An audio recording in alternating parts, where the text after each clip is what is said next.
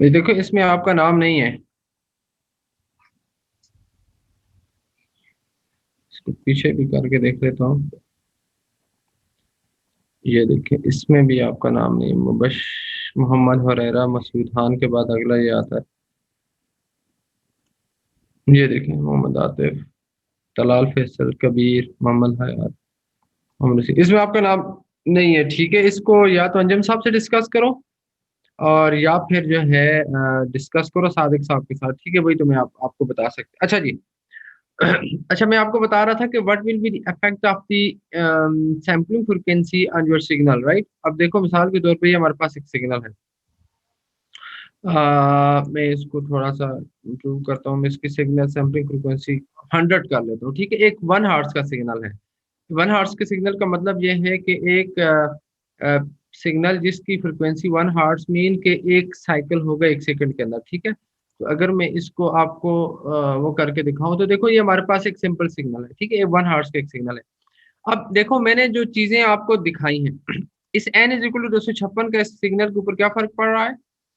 n is equal to 256 का signal के ऊपर क्या इम्पैक्ट है। Sorry, n is equal to 100 मैंने किया हुआ, 100 का क्या इम्पैक्ट है। इसका मतलब यह है कि मैंने टोटल नंबर ऑफ सैंपल्स अपने सिग्नल के अंदर 100 रखने हैं, चाहे उसकी लेंथ जितनी भी हो। मतलब ये सिग्नल 0 से लेके 256 तक चला जाए, मतलब जहां तक भी चला जाए, इस टोटल सिग्नल के अंदर टोटल नंबर ऑफ सैंपल्स कितने होंगे, 100।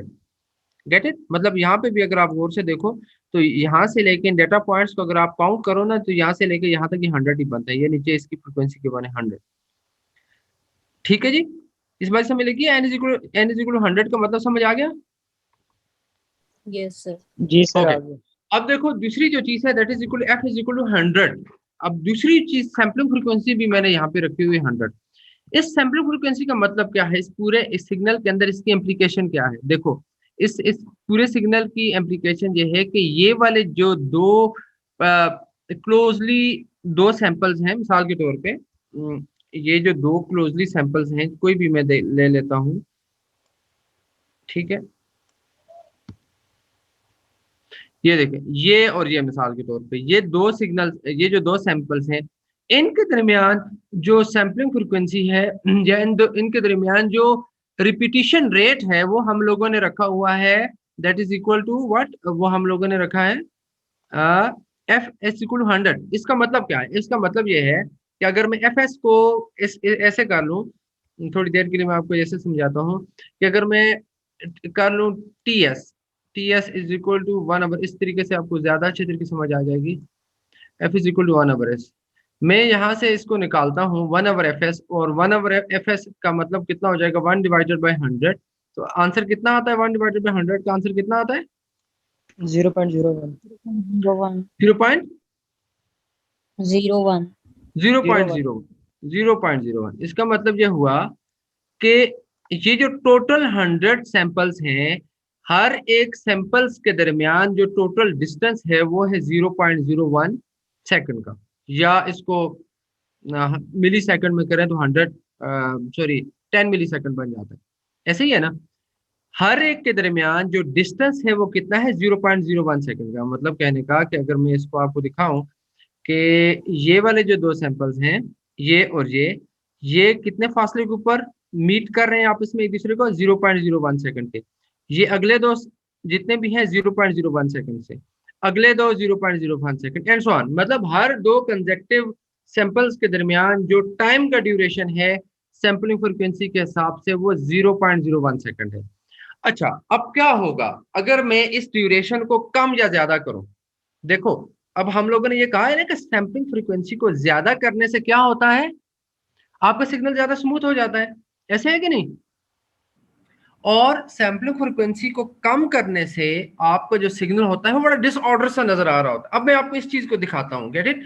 देखो 0.05 सेकंड के ऊपर तो हमें ये सिग्नल नजर आ रहा है, बड़ा अच्छा नजर आ रहा है। ठीक है, मैं जरा इसको दोबारा से जूम आउट करता हूँ।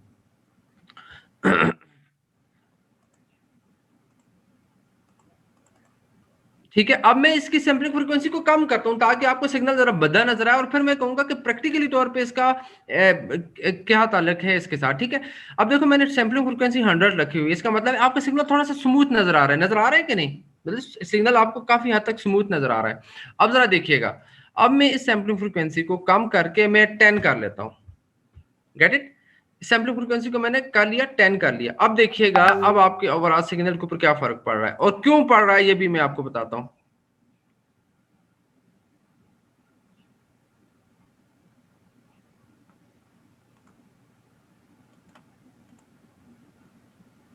ये देखें जी, वही सिग्नल है, फ्रीक्वेंसी हमने चेंज नहीं की, हम लोगों ने सैंपलिंग फ्रीक्वेंसी चेंज कर ली है। अब जरा देखें अब आपके सिग्नल के साथ क्या हुआ, मतलब उसकी जो शेप है वो कैसे चेंज होगी। हालांकि अब भी आपके पास टोटल नंबर ऑफ सैंपल 100 ही हैं। देखो इस चीज को हमने चेंज नहीं किया, मैंने आपको पहले कहा था कि टोटल नंबर ऑफ सैंपल्स आपके सिग्नल के अंदर कितने रहेंगे, 100 ही हैं। इससे पहले भी 100 ही थे, लेकिन अब क्या हुआ जब हम लोगों ने सैंपलिंग फ्रीक्वेंसी को चेंज किया, अब आपके सिग्नल के ऊपर क्या फर्क पड़ा, ये देखो सिग्नल कितना नकारा सा हो गया, डिसऑर्डर सा हो गया। क्यों वो हुआ? अब देखो उसकी वजह ये हुई कि जब हम लोगों ने सैंपलिंग फ्रीक्वेंसी को चेंज किया तो अब हमारे पास जो दो कंजेक्टिव सैंपल्स के दरमियान जो डिस्टेंस था वो ज्यादा हो गया। मतलब कहने का कि अब हमारे पास जो टी एस है 1/f है से कितना रह गया है, अब कितना हो गया है, 10 था ना, 1/10 का आंसर कितना आएगा, 0.1 0.1। डिस्टेंस क्या हो गया है, ज्यादा हो गया है। 0.01 एक छोटा डिस्टेंस है और 0.1 एक बड़ा डिस्टेंस है।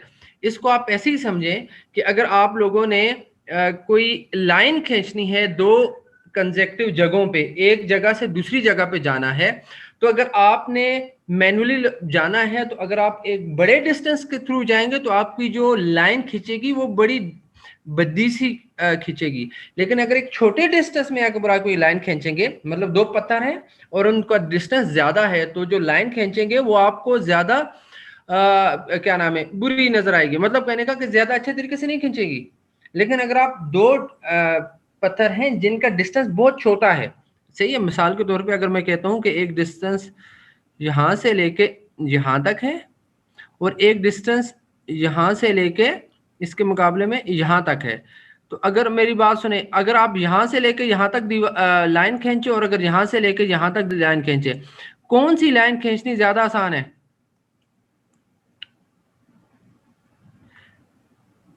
नीचे वाली सर। छोटे डिस्टेंस की लाइन को खींचना छोटे ज्यादा डिस्टेंस। आसान है। तो इसमें भी यही हुआ है कि जब डिस्टेंस ज्यादा हो गया तो ये जो डेटा पॉइंट्स है वो ज्यादा ज्यादा डिस्टेंस पे चले गए हैं। ये देखो इसके दरमियान और इसके दरमियान जो डिस्टेंस बढ़ गया है वो 0.1 बढ़ गया है, इसके और इसके दरमियान जो बढ़ गया वो भी 0.1 बढ़ गया है। हर एक कंजेक्टिव सैंपल्स के दरमियान अब जो डिस्टेंस हो गया वो 0.1 हो गया। फिर वो वही हुआ कि जब हम लोगों ने इन डेटा पॉइंट्स को आपस में जोड़ा तो वो जो जुड़े हैं आपस में बड़े बुरे तरीके से जुड़ते हैं।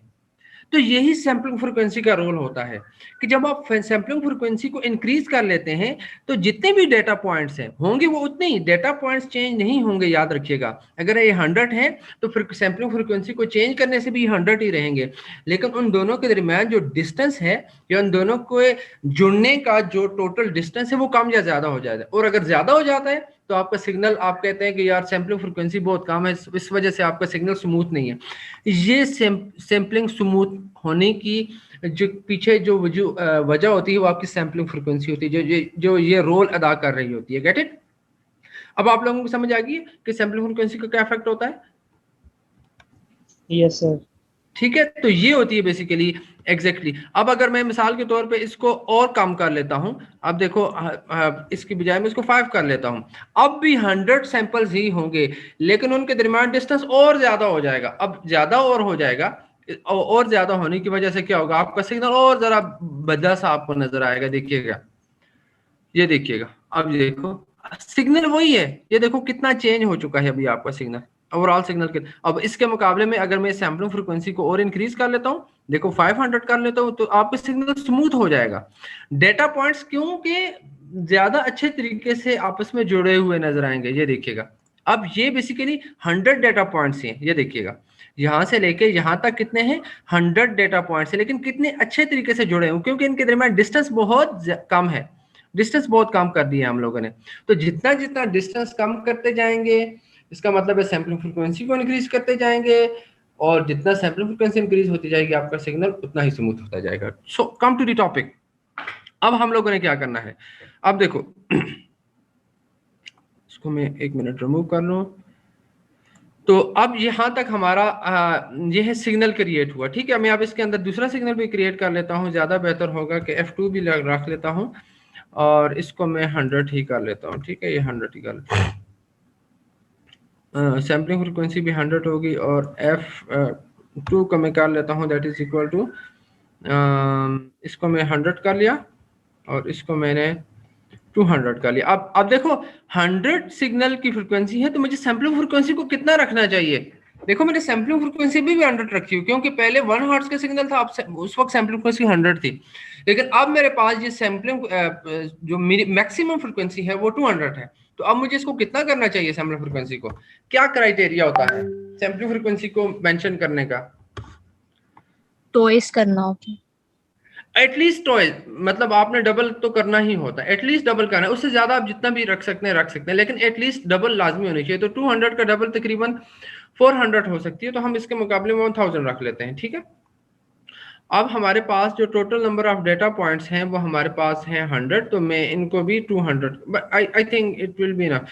मैं यहाँ पे इसको एड अप कर लेता हूँ, इसी सिग्नल को इन्हीं स्पेसिफिकेशन के साथ इस सिग्नल के अंदर एड अप कर लेता हूँ, ठीक है। तो यही जो चीज होगी, ये वाली चीज कॉपी किए, सिर्फ इसमें सिग्नल की फ्रीक्वेंसी को चेंज कर लिया, ठीक है। तो इसमें मैं F1 की जगह F2 कर लिया, ठीक है। और ये मेरे पास सिग्नल, ये पूरा सिग्नल आ जाएगा, ठीक है, सिग्नल, और ये चीज आ जाएगी। अब मैं इसको दोबारा से देख लेता हूँ कि क्या ये सिग्नल अच्छा बना है कि नहीं।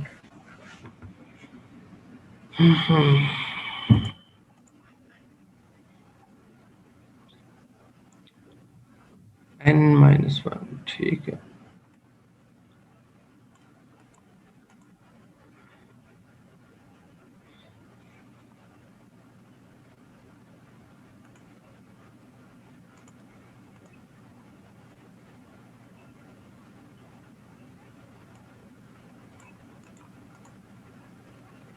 ये क्यों नहीं आ रहे भाई?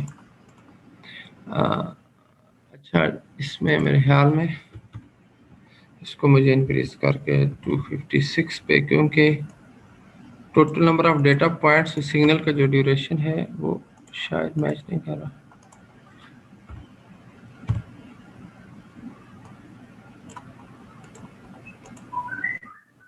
क्या हो रहा है यार, ये मेरे पास ग्राफ क्यों नहीं आ रहा? कोई गलती तो नहीं है मेरी? अच्छा, ये मैंने गलत किया ना, ये सिग्नल लिखना चाहिए मुझे यहाँ पे। इसको ये कर लेते हैं।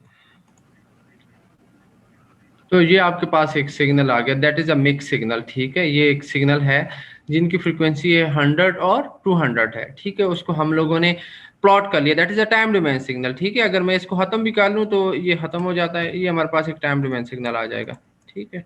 अब हम लोगों ने बेसिकली एक्सट्रैक्ट करना है इस सिग्नल की फ्रीक्वेंसीज को। वैसे तो हमें नजर आ रही है क्योंकि हम लोगों ने प्रोग्राम लिखा हुआ है, लेकिन मैं आपसे कहूं, अगर मैं आपको ये दे देता हूं, अगर मैं आपसे ये कह देता हूं कि जनाब इस सिग्नल की फ्रीक्वेंसी क्या है, तो क्या करोगे?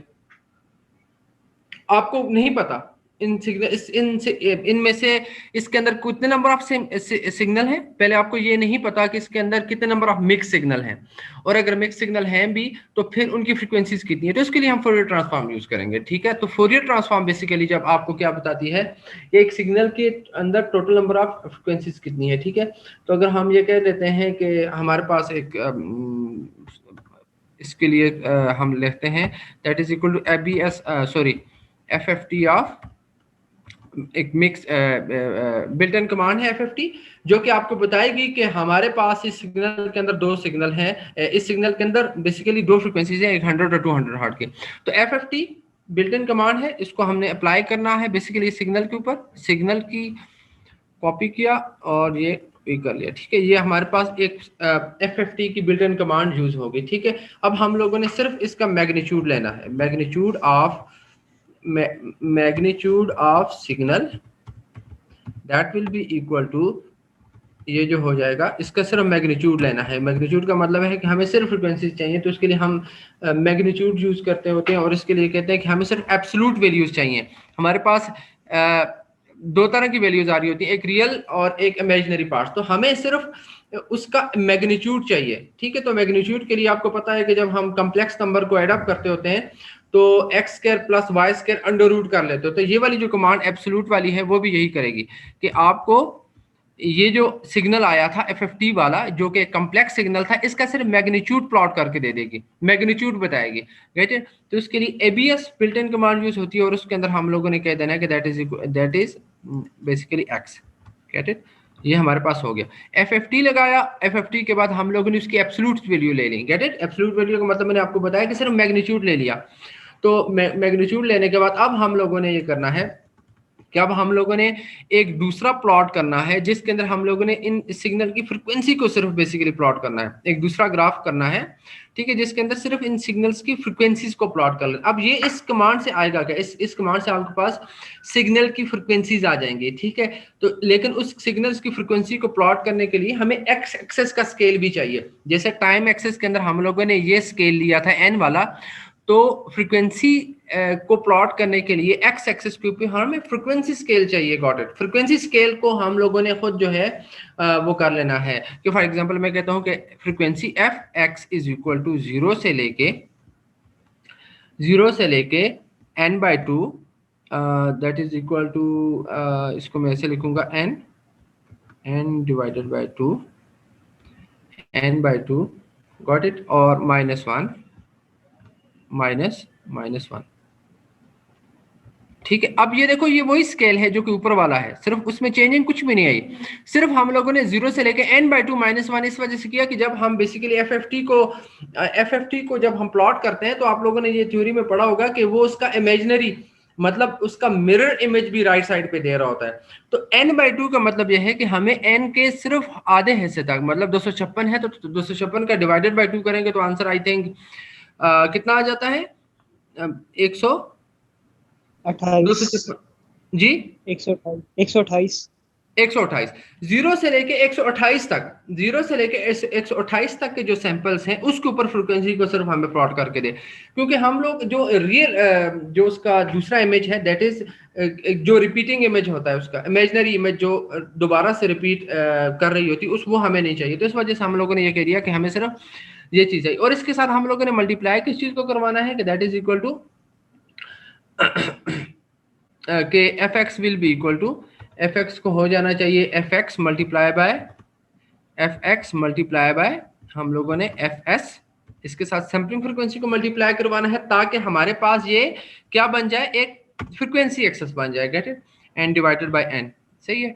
ये हम लोगों ने कर दिया, ठीक है। तो अब हम लोगों ने प्लॉट करना है कि अब हमारे पास जो प्लॉट आना चाहिए वो आना चाहिए, दूसरा जो प्लॉट आना चाहिए that is equal to figure, इसको मैं कर लेता हूँ फिगर के अंदर फिगर। अब मैं यहाँ पे करता हूँ ये जो फ्रीक्वेंसी एक्सेस वाला प्लॉट है उसको भी मैं प्लॉट करता हूँ, ठीक है। तो यहाँ पे हमें चाहिए होगा प्लॉट, और इसके लिए हमें एक्स एक्सेस के ऊपर ये जो एक्स एक्सेस वाला स्केल था जो कि अभी हम लोगों ने फ्रीक्वेंसी स्केल के तौर पे लिखा है fx हो जाएगा, और दूसरा हो जाएगा that will be equal to, इसको हम लिखेंगे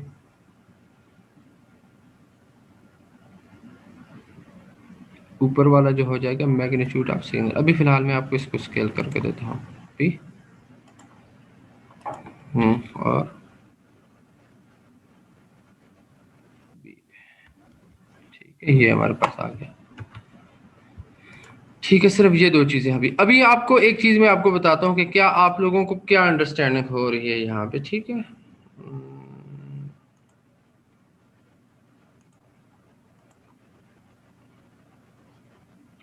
n/2 minus mag of signal नहीं, MAG एक सिग्नल MAG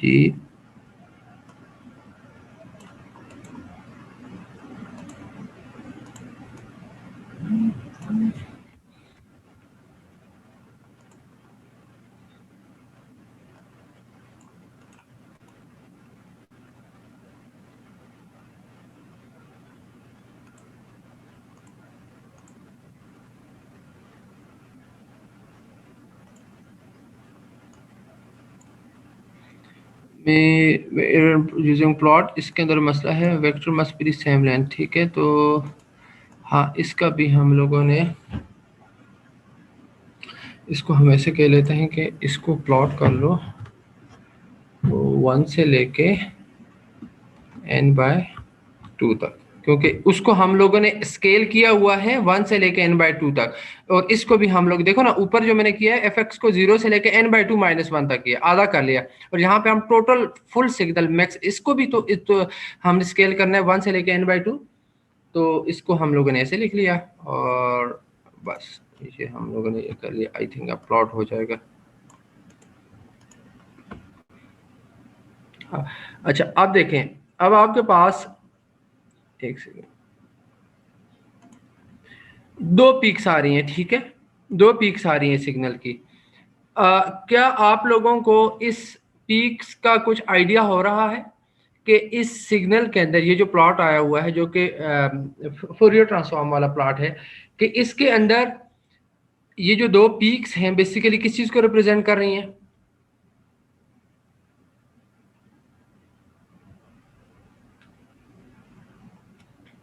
जी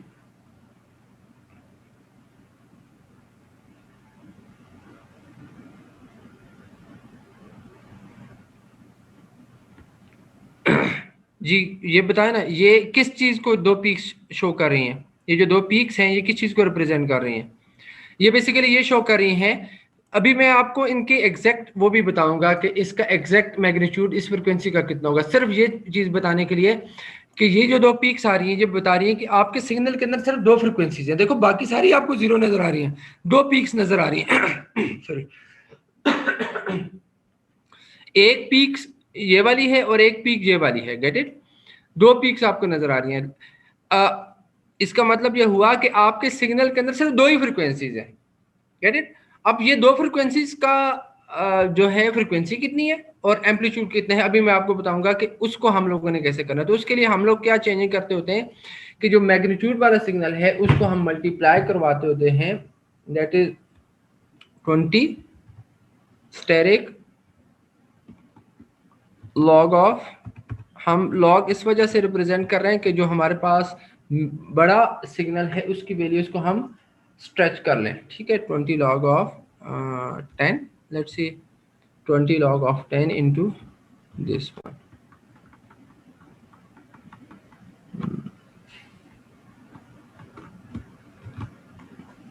या इसको मैं एक किया नहीं, ये तो एक काम करते हैं, इसको हम ऐसे करते हैं कि अभी फिलहाल मैं इस सिग्नल को एक ही रहने देता हूँ, F1 को एक किया,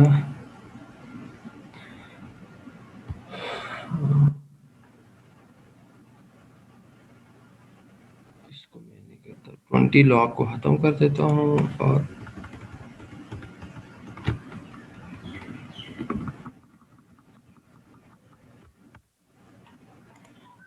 ये कर लेते हैं और बस एनर्जी को शकल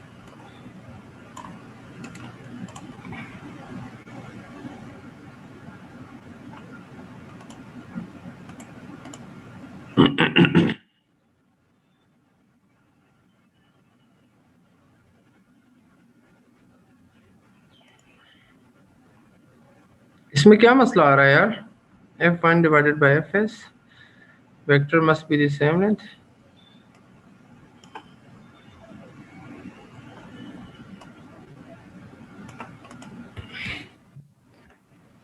एक सेकंड में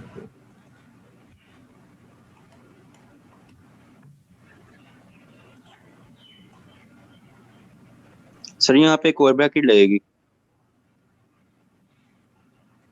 1 2 3, तो तीसरी ब्रैकेट हमने लगानी नहीं है ना, ये वाला खत्म कर देते हैं, ये वाले खत्म हो गए, ठीक है। अच्छा, एक पीक तो आ गई है, ठीक है, इसको हम लोगों ने देख लेना है। अब देखो, मैं इस पीक को देखता हूँ कि ये पीक मुझे, मैंने एक सिग्नल को कट कर लिया, मेरे पास सिग्नल जो प्रोग्राम के अंदर है उसकी जो फ्रिक्वेंसी है वो सिर्फ 100 है। अच्छा, सिर्फ एक 100 है। अब मैंने देखना है कि 100 मुझे मिलती है कि नहीं फ्रिक्वेंसी फूरियर ट्रांसफॉर्म के थ्रू, ठीक है। लेट्स सी, मैं इसको देख लेता हूँ, इसको मैं देखता हूँ कि ये मुझे क्या दे रहा है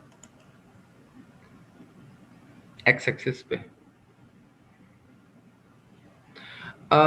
ही सेइंग कि x की वैल्यू जो है दैट इज इक्वल टू 93.75 है, और y एक्सिस की वैल्यू है 118.3, ठीक है। लेकिन हमें चाहिए एग्जैक्ट कितनी चाहिए, हमें तो पता है कि सिग्नल के अंदर जो फ्रीक्वेंसी है वो 100 है, तो इसने हमें 100 नहीं दिया, तो उसके लिए हमें क्या चेंजिंग करनी पड़ेगी। एक सेकंड में आपको बताता हूँ।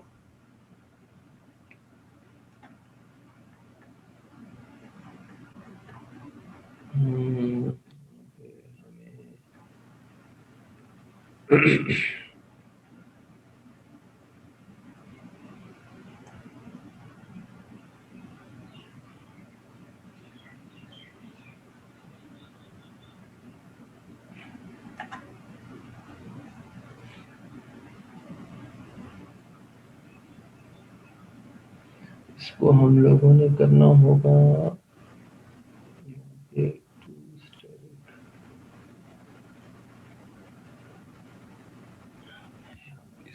लिखना होगा, एक कमांड होती है वो मुझे कोई, दैट इज इक्वल टू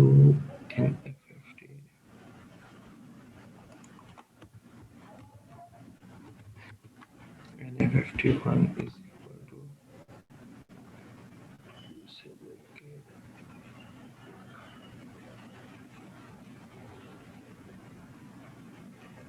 इसको मैं लिख लेता हूँ, NF51 is equal to 2 steric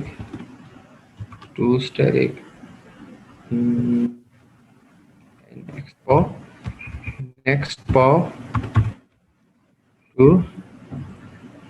power to, और इसको मैं लिख लेता हूँ लेंथ L1, और L1 को मैं ऊपर डिफाइन करवा लेता हूँ कि ये है L1 is equal to signal की जो लेंथ है वो हमारे पास आ जाएगी, ठीक है। लेंथ ऑफ ENGTH, इसको नीचे करना है हमें, लेंथ ऑफ कंट्रोल भी, length of two asterisk next को L1, length LEN GTH, length of signal, ठीक हो गया। अब हम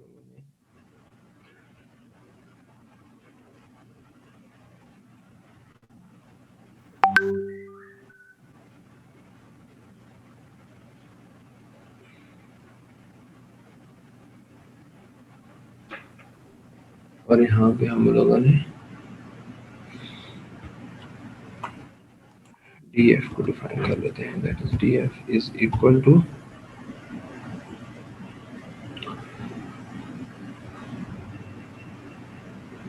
FS sampling frequency divided by NF51, ठीक है। NF51 ये हम लोगों फ्रीक्वेंसी रेजोल्यूशन हो गई,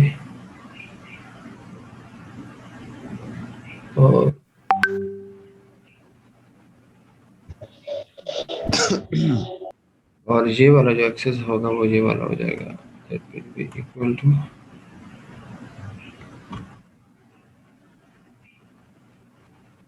स्टेरिक DF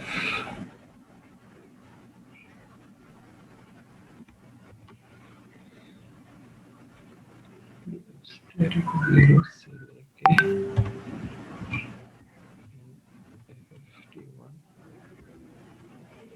51 -1 स्केल हो जाएगा फिगर, और इसको मैं फिक्स कर लिया। ठीक है जी, नेक्स्ट वो हो गया। ठीक है, अच्छा इसमें हम लोगों ने करना ये है कि इसको हम लोगों ने टू स्टेरिक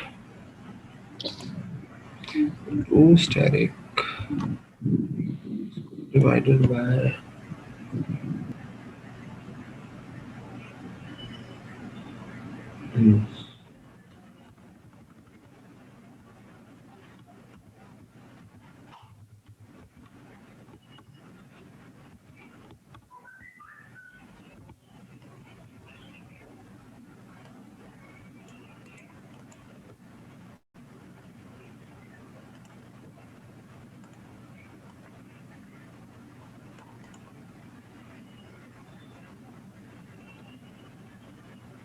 NFFT1 -1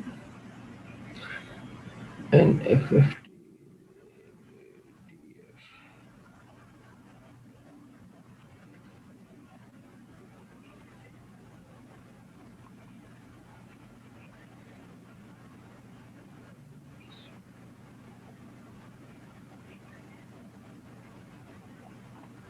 चलो एक सेकेंड,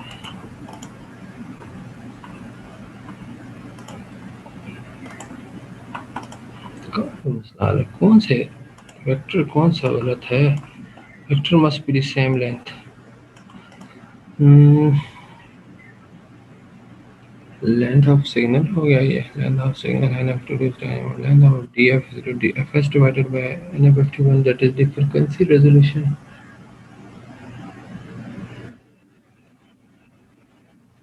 अच्छा, इसको FFT के साथ हम लोगों ने मल्टीप्लाई वो भी करना है,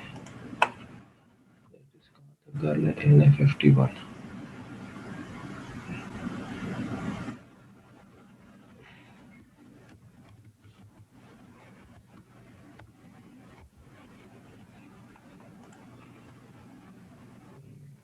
ठीक है,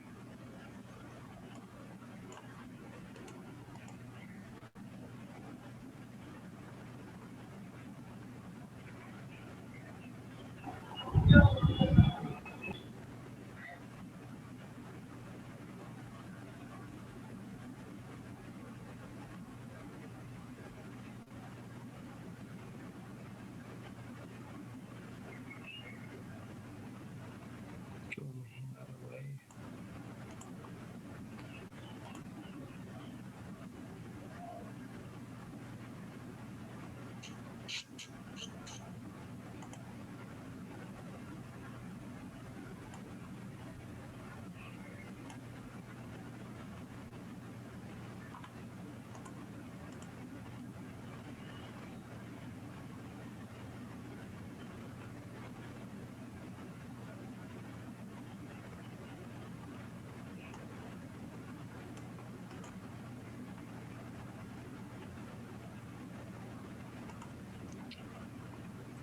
NF51 ये क्यों नहीं दे रहा? DF डायरेक्ट NF51 हमें चाहिए basically.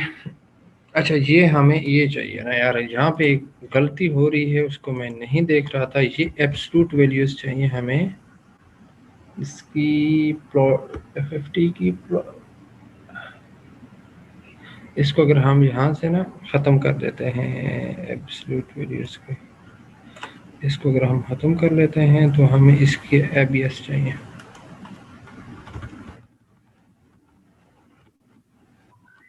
ABS of X divided by NFFT, और ये वाली। ठीक है जी, तो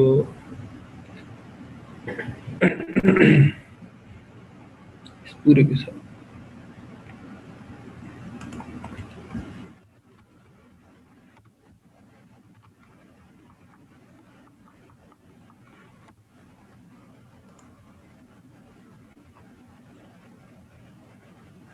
ठीक है, अब आई थिंक बेहतरीन हो जाएगा। ओह ओहो, ये हमें सिग्नल ठीक मिल रहा है, बट मैं कहता हूँ कि हमें ये इस तरह मिले कि एक पीक नज़र आए हमें, जैसे एक ऐसे पीक नज़र आए और वो ये पीक शो इंफॉर्मेशन दे रही हो कि इस सिग्नल की जो फ्रिक्वेंसी है वो बेसिकली है, जैसे हमारे केस के में वो 100 है और इस सिग्नल का जो एम्पलीट्यूड है वो 1 है। बस ये हमें नज़र आ रही है।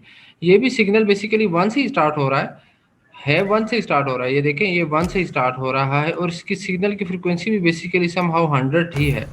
Get it? अगर मैं इसको आपको क्लोजली दिखाऊं तो देखो, इस सिग्नल की फ्रिक्वेंसी भी इतनी ही है।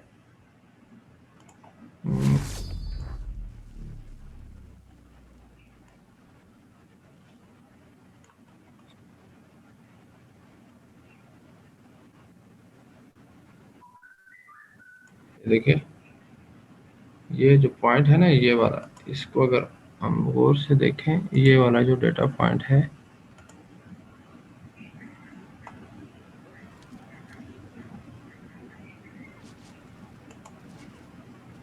आ जाओ भाई।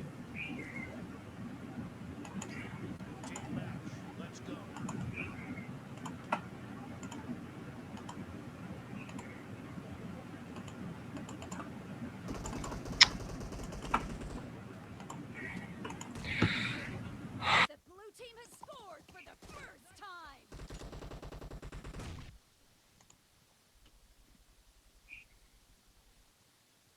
Yes.